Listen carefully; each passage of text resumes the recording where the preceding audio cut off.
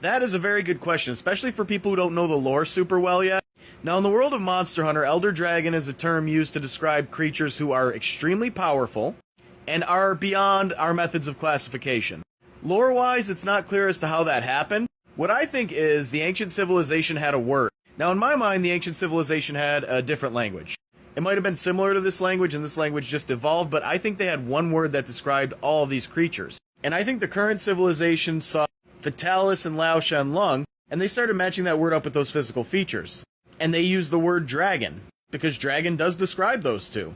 But then other creatures that were in that category for the ancient civilization started showing up, like the Kirin, and they just rolled it into that category because they didn't really have anything else that matched it.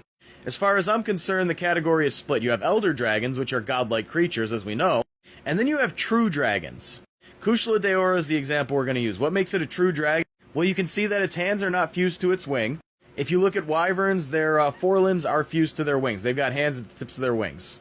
Some of them do use them as forelegs to move around. There is usually, if not always, a horn, because a dragon's horn helps regulate its power. I'm not entirely sure how that works.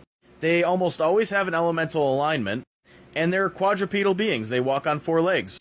Another thing that separates them from wyverns is their tails usually, if not always, do not have a club at the end or a stinger. All this being said, I would say Lao Shan Lung is not a true dragon. It doesn't have wings, it doesn't have power over any elements. It is reptiloid, which is another requirement for it to be a dragon, but I think it slightly falls short of the category. I'd call it a pseudo-dragon. Anyway, if anybody else has any other questions on Monster Hunter, I'd be happy to answer them. Just put them down in the comments. Vae Victus and save awesome.